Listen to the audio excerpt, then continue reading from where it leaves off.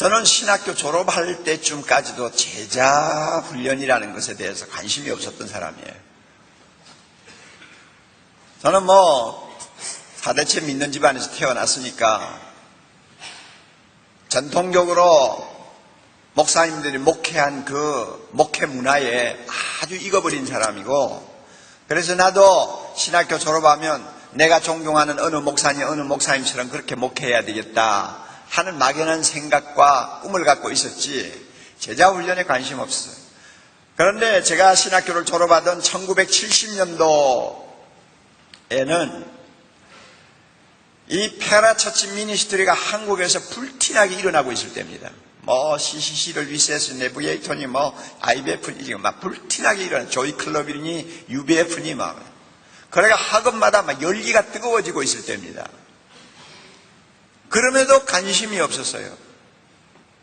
제가 대학 다닐 때 한 번은 IBF 친구한테 끌려가지고 삼각산에 IBF 수련회를 따라간 일이 있습니다. 따라갔는데 못 견디겠더라고요.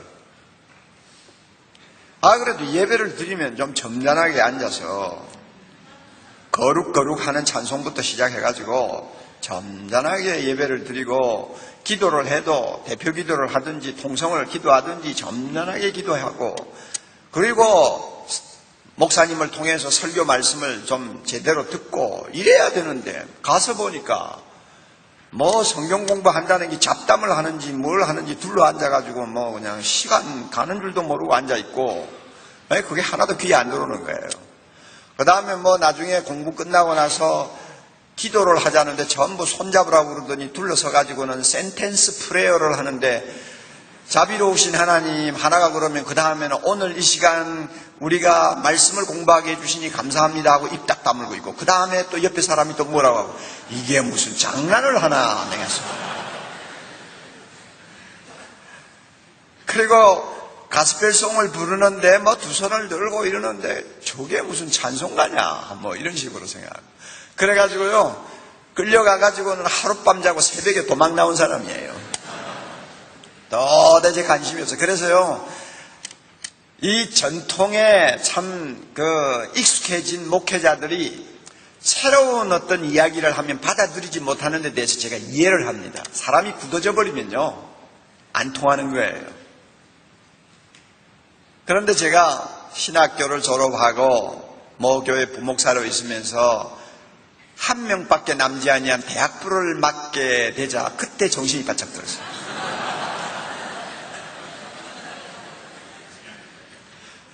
그래도 서울 시내 우리 교단에서는 그래도 괜찮은 교회, 중형교회로 소문이 나 있는 교회입니다. 그 당시에 한 600~700명 모였으니까 그때 600~700명 그래도 큰 교회 들어가죠. 그리고 나중에 신학교 학장 총장하신 김희보 목사님이 담임을 하신 교회고, 그래서 상당히 좋은 교회로 평가가 났는데, 좋은 교회는 아니에요. 하여튼 좋은 목사님이 계신 교회예요. 그런데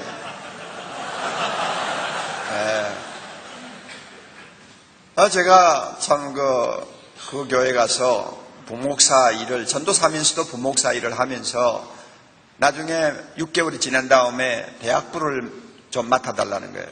같이 해달라는 거예요. 그런데 그때만 해도 여러분이 보시면 아시겠지만 주보 뒤에는 통계가 항상 나왔어요. 주일날 예배 몇 명, 주일 저녁 몇 명. 그때만 해도 목사님들은 굉장히 양심적이었습니다. 물량주의에 물이 들지 아니한 때였어요. 30명이 모이면 30명으로 딱 나와요. 그러니까 그 당시에 통계는 정확했어요. 제가 대학부를 맡으라고 해서 대학부를 맡더니 주보 통계 한 명으로 딱 나와 있어요. 기가 막혔고요. 그것도 대예배 시간이 11시인데 대학부 시간은 오전 10시에 모이는데 10시에 예배 직전에 모이는데도 한 명이야. 이걸 맡으래요. 그 한 명이 누군가 하고 가봤더니 고려대학교 3학년 학생이 하나 앉아있어요. 10시가 되어서. 그래서 왜 당신 혼자 앉아있느냐고. 다들 잘 안 온다고 그래요. 그러니까 당신은 왜 앉아있느냐고. 나는 회장입니다. 이러고.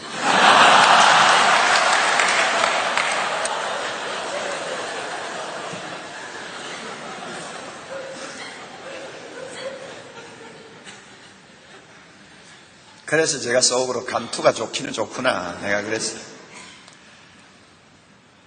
그 대학부를 맡고 나서 고민이 시작됐어요. 뭐든지 위기는 기회입니다. 그렇죠? 위기라는 것은 기회예요. 딱 이렇게 질문하면 돼요. 그때 내 고민 한마디로 요약하면, 왜 고등부를 졸업하고 대학에 들어간 기성교회 젊은이들이 전부 대부분이 페라처치 미니스트리로 가버리느냐? 왜 기성교회 대학부에는 젊은이들이 빠져나가기만 하지 들어오지를 않느냐? 이게 숙제였어요. 그 당시에 영락교회 대학부는 자폭을 해버렸어요. 스스로 해산해버렸어요. 제가 조사해보니 서울 시내에서 20명 이상 주일마다 모여서 그래도 나름대로 어떤 프로그램을 진행하는 교회는 초교파적으로 20교회가 안 돼요. 완전히 지리멸렬해버렸어요. 전부 페라처치 미니스트리로 다 빨려 들어갔어요. 왜 거기는 젊은이들이 모이고 거기에 가면 젊은이들의 눈빛이 달라지고 변화가 되는데 기성교회 대학부는 왜 죽어가느냐? 여기에 대한 퀘션, 이것을 놓고 고민하다가 결국은 제가 내비게이터의 제자 훈련에 대해서 눈을 뜨기 시작했습니다. 그렇다고 제가 내비게이터에 들어가 배운 게 아니고 제 밑에 이제 서울 공대 다니는 학생 하나가 저와 함께 대학부를 하기로 시작했어요. 그 학생을 거기에 넣어가지고 거기에서 훈련받으면서 배운 거죠. 그 공대 학생이 그러더라고. 목사님, 내비게이터, 공대 캠퍼스에 내비게이터가 굉장히 강합니다. 그때는 저쪽에 관악에 옮기기 전이에요. 굉장히 강합니다. 제가 좀 들어가서 배우면 안 될까요? 그래서 너 배우다 거기 빠지면 어떻게 하냐? 안 빠집니다. 제가 가서 배우는 대로 다, 그때는 제가 전도사니까 전도사님에게 다 갖다 보고할 테니까 전도사님이 보시고 알아서 이제 대학부 인도하십시오. 이게 듣고 보니 좋더라고요. 그래서 그 학생이 가지고 오는 자료들을 이런 걸 다 제가 보고 어떻게 하더냐 배우고 제가 이제 배우는 거죠. 근데 별게 없어요. 그러니까 눈이 열리지 아니하면 아무리 좋은 걸 갖다 놔도 그게 뭔지를 몰라요. 그러니까 처음에는 이거 가지고 뭐 큰 소리 치냐. 기성교회 대학부의 프로그램이 훨씬 더 깊이가 있고 좋은데 이런 생각만 자꾸 들고, 왜냐하면 SCL 교재를 봐도요, 질문 하나 딱 적어놓고 성경 구절 딱 적어놓고 그 다음에 답 쓰라고 공간 이만큼 남겨놓고요. 그걸 누가 못해. 성경표가 답 쓰면 끝나는데. 그런데 그 공간이 주는 엄청난 교육적 의미를 모르는 거예요, 내가 지금. 기납법적 성경 공부가 갖고 있는 차원을 제가 이해를 못하는 거예요. 그러니까 이게 무슨 교재야, 이거 국민학교 애들 장난하라는 거나 비슷하지. 이런 식으로 받아들이거든요. 그런데 계속 제가 어떻게 하더냐 이러한데 나중에 제가 놀란 건 뭐냐면 그 공대 다니는 학생이 눈빛이 달라지는 거야. 영적으로 사람이 달라지는 거야. 변화가 일어나는 거야. 그 안수집사 아들인데 안수집사 아들들 다 맹송맹송한 거 알잖아요. 그런데 사람이 달라져가지고 계속 자기 후배 그다음에 자기 동료들을 자꾸 전도해서 끌고 들어오고, 목사님 내가 구원받은 것이 얼마나 감사한지 모릅니다 이런 소리 하고 말이죠.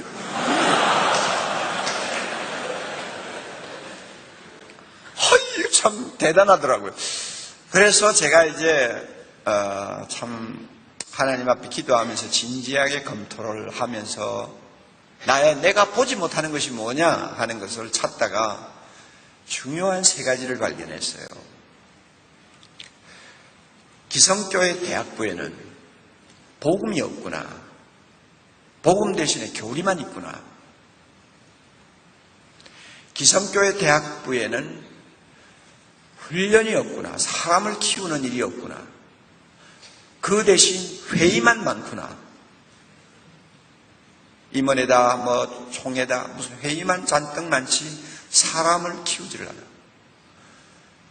기성교회 대학부에는 비전이 없구나.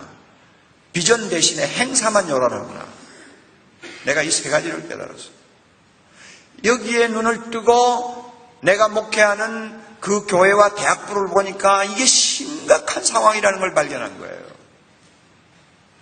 따지고 보니 기성교회에 복음이 있습니까, 여러분?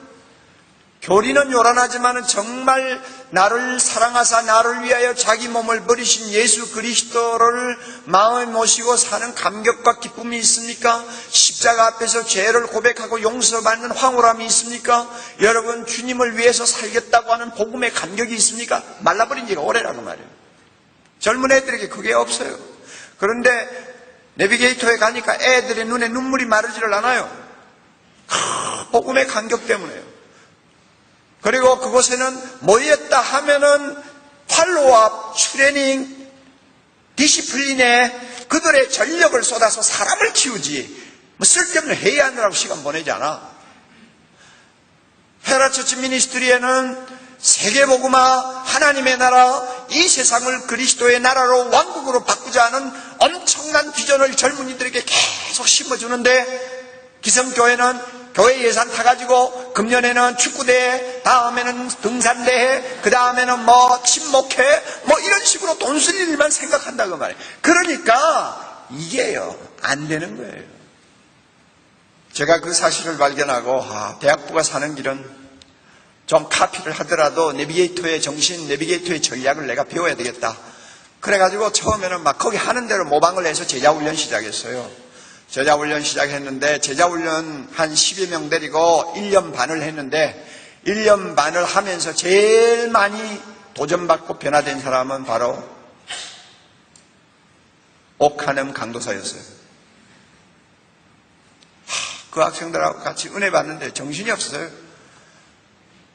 그렇다고 학교 공부 그만두게 한 거 아니에요. 대부분이 서울대, 고대 뭐 이런 애들인데, 연대 애들인데 하여튼 성적이 B학점 이하로 떨어지면은 절대 가만히 안 둔다고 내가 공갈 쳤으니까 주중에 공부하고 토요일날 와서 제자훈련 받고 주일날 되면은 그들이 주도하는 대학부를 오후 12시 반에서 오후 4시 반, 5시까지 장장 4-5시간 소시락 싸가지고 와서 대학부 하고, 그래서 한 명밖에 없었던 대학부가 제가 5년 후에 떠날 때는 350명, 우리나라에서 제일 큰 대학부, 영락교회를 위시해서 한 120여 교회가 3-4년 동안 견학을 와가지고 주일날 4시간, 5시간 같이 있으면서 배워가고 하는 일들이 비일비재하게 있었어요.